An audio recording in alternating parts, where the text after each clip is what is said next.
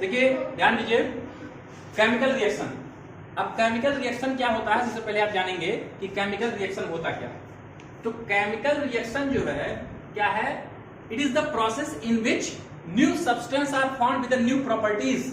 New substance are formed with new properties, मतलब chemical reaction एक ऐसी प्रक्रिया है जिसमें नया सब्सटेंस बनता है, नए प्रॉपर्टी के साथ बनता है। उसमें फिजिकल स्टेट केवल परिवर्तन नहीं होता, उसमें नया सब्सटेंस भी बन जाता है।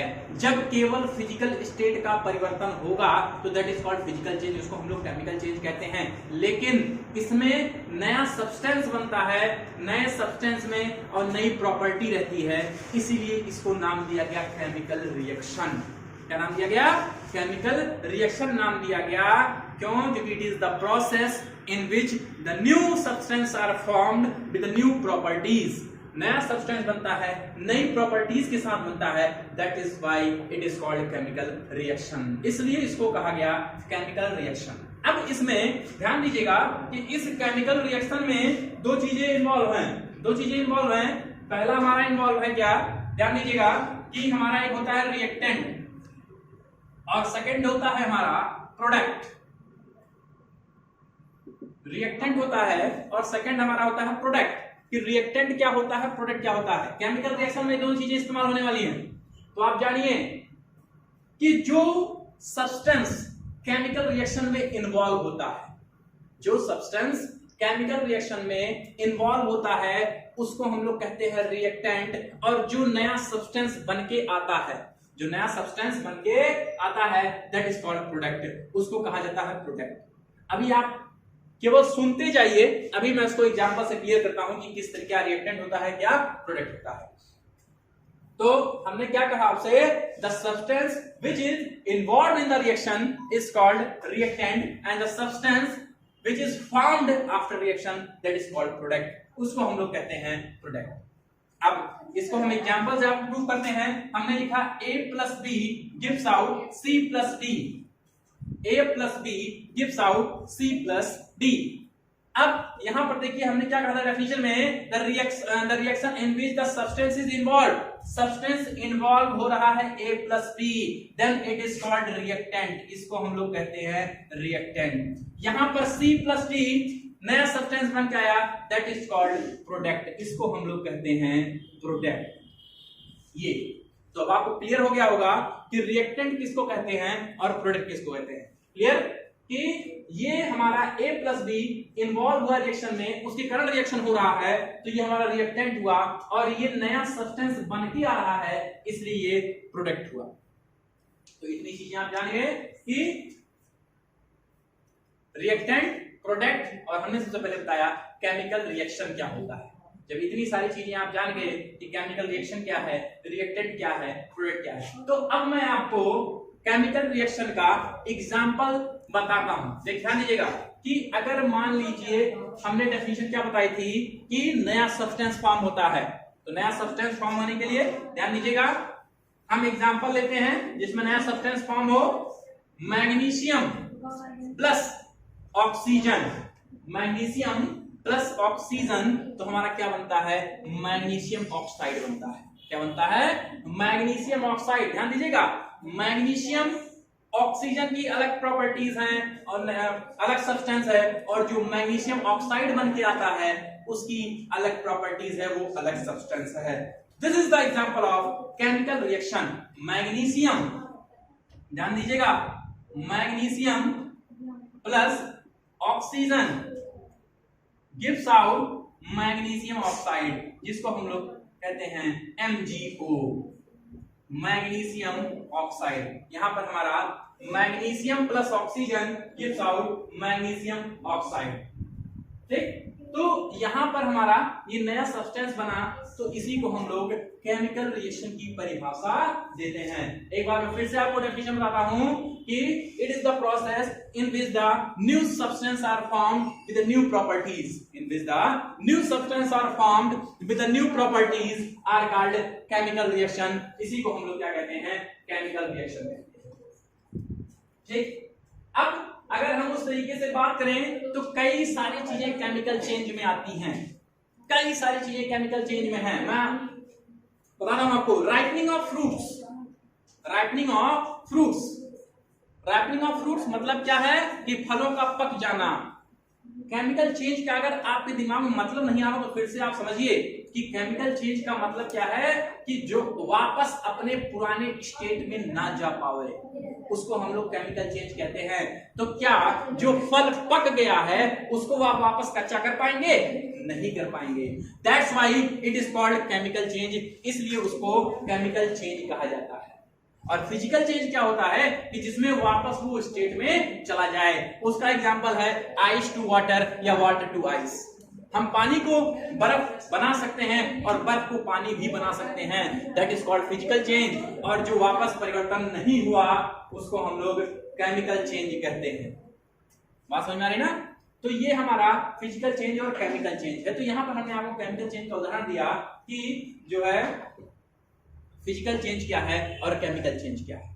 अब जो हमारा केमिकल रिएक्शन है, केमिकल रिएक्शन में कुछ कैरेक्टरिस्टिक्स होते हैं। कैरेक्टरिस्टिक्स क्या होते हैं कि इसमें कुछ चीजें निकलती हैं, निकल के सामने आई हैं, इसकी क्वालिटीज कुछ निकल के आई, इसकी कैरेक्टरिस्टिक्स कुछ निकल के आए हैं। क्या है?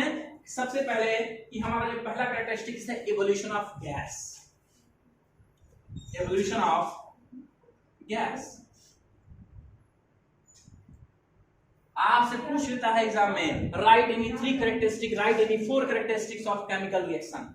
इन्हीं 4 गुण लिखिए, केमिकल रिएक्शन के कोई 3 गुण लिखिए। तो पहला है evolution of gas. Evolution of gas का मतलब कि इस रिएक्शन में क्या होता है कि गैस इन्वॉल्व होती है। गैस क्या होती है? इन्वॉल्व होती है। गैस मतलब आप कोई भी रिएक्शन करवाएंगे तो उसमें क्या होगी, कोई ना कोई गैस रिलीज होगी। हम आपको एग्जांपल के थ्रू प्रूफ करते हैं, आप ध्यान दीजिएगा कि गैस किस तरीके से निकलती है। अगर हम एग्जांपल लेते हैं जिंक का, अगर हम जिंक को सल्फ्यूरिक एसिड के साथ रिएक्ट करवाएं, जिंक का फार्मूला क्या होता है strong? Zn plus sulphuric acid H2SO4। ध्यान दीजिएगा, जिंक प्लस सल्फ्यूरिक एसिड, ये हमारा क्या है? जिंक, और ये हमारा क्या है? Sulphuric acid. Sulphuric acid. हमने कहा कि केमिकल रिएक्शन में गैस इवॉल्व होती है। अब कैसे गैस इवॉल्व हो रही है देख लीजिए आप कि Zn प्लस H2SO4, इसका जब रिएक्शन होगा तो Zn यहां पर जाएगा, ये बनेगा ZnSO4 प्लस H2 आपका अलग हो जाएगा। ये आपका बना ZnSO4 प्लस H2। देखिए यहां पर ध्यान दीजिए आप कि मैंने लिखा इवोल्यूशन ऑफ गैस और यहां पर H2 का मतलब हाइड्रोजन, तो यहां पर हाइड्रोजन गैस क्या हो रही है? इवॉल्व हो रही है, निकल रही है। क्लियर हो रही बात? ये मतलब है इवोल्यूशन ऑफ गैस का कि गैस इसमें इवॉल्व होती है। ठीक?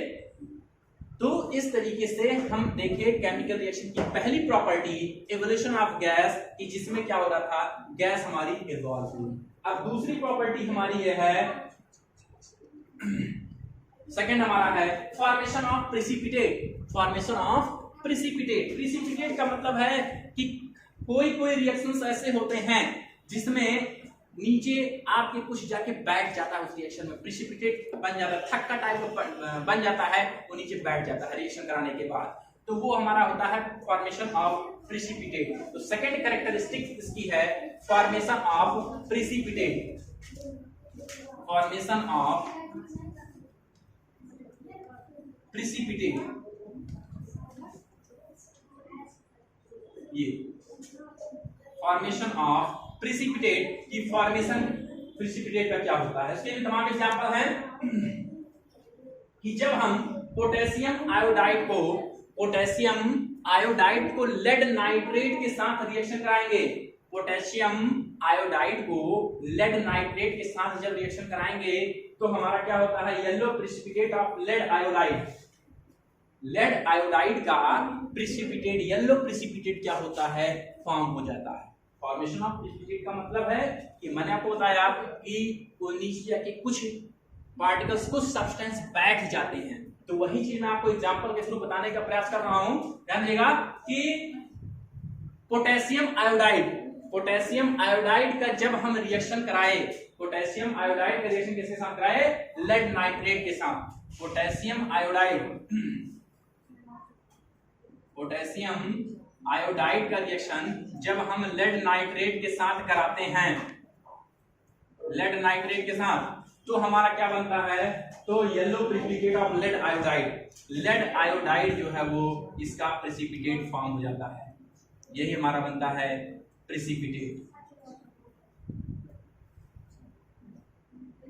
ये हमारा बन के फॉर्म बनता है लेड आयोडाइड प्रेसिपिटेट हमारा बन जाता है, that is yellow in colour. इसका कलर कैसा होता है, येलो इन कलर होता है। तो ये हमारी दूसरी प्रॉपर्टी है। दूसरी प्रॉपर्टी क्या हो गई, फॉर्मेशन ऑफ प्रेसिपिटेट, कि प्रेसिपिटेट का क्या होता है, फॉर्मेशन होता है। तीसरा change in colour, change in colour. तीसरा हमारा है, समझने का प्रयास करिए, चेंज इन कलर, कि कलर में परिवर्तन होता है। किसमें परिवर्तन होता है, कलर में परिवर्तन होता है। चेंज इन कलर, कि हम कोई भी केमिकल रिएक्शन करवाते हैं तो उसमें एक कलर से दूसरे कलर में क्या होता है, चेंज हो जाता है।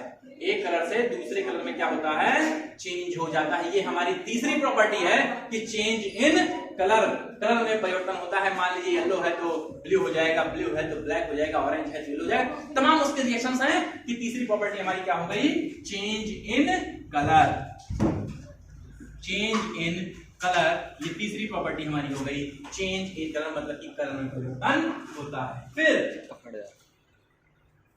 चौथी प्रॉपर्टी हमारी है change in temperature, change in temperature. कुछ केमिकल रिएक्शंस पहचाने जाते हैं बाय टेम्परेचर। आपने देखा कि रिएक्टेंट में कुछ और टेम्परेचर था, आपने देखा कि प्रोडक्ट में कुछ और टेम्परेचर हो गया। तो some chemical reactions are categorised by या कैरेक्टराइज्ड बाय देयर टेम्परेचर। तो चौथा हमारा था कि change in temperature, change in temperature. ये हमारी इसकी चौथी प्रॉपर्टी हो गई कि चेंज इन टेम्परेचर, की टेम्परेचर में परिवर्तन होता है। फिर अगला हमारा है कि change in state, change in state. अब स्टेट का मतलब तो आप समझ ही रहे होंगे कि एक स्टेट से दूसरे स्टेट में भी परिवर्तन हो जाता है, सॉलिड से लिक्विड में, लिक्विड से गैस में, तो स्टेट में भी परिवर्तन हो जाता है। हो सकता है कि रिएक्टेंट में जो आपने लिया हो वो सॉलिड में हो, जब वो नया सब्सटेंस बना तो वो लिक्विड में चला गया हो। तो चेंज इन स्टेट इसी को कहा जाता है कि उसके स्टेट में भी परिवर्तन आता है। तो यहां पर आपने कितनी कैरेक्टरिस्टिक्स पढ़ी, 5 कैरेक्टरिस्टिक्स पढ़ी। मैं आपको फिर से रिपीट करता हूं कि पहला आपने पढ़ा था इवोल्यूशन ऑफ गैस, गैस का इवोल्यूशन होता है। दूसरा आपने पढ़ा फॉर्मेशन ऑफ प्रेसिपिटेट, तो फॉर्मेशन होता है किसका, प्रेसिपिटेट का फॉर्मेशन होता है। थर्ड आपका चेंज इन कलर, कलर में परिवर्तन होता है। और फोर्थ आपका चेंज इन टेम्परेचर, टेम्परेचर में परिवर्तन होता है। और फिफ्थ आपका है जो लास्ट था, change in state, change in state, state में परिवर्तन होता है। तो ये सारी चीजें अभी तक आपने पढ़ी। केमिकल रिएक्शन, केमिकल रिएक्शन की डेफिनेशन, उसमें जो चीजें इन्वॉल्व होती हैं, रिएक्टेंट और प्रोडक्ट, और then after you have to study about the characteristics of chemical reaction. ये सारी चीजें आपने पढ़ी। अब नेक्स्ट टॉपिक जो हमारा है वो है chemical equation. Chemical equation, chemical equation क्या होता है इसको हम लोग नेक्स्ट क्लास में पढ़ेंगे। तब तक के लिए सभी लोगों को थैंक यू।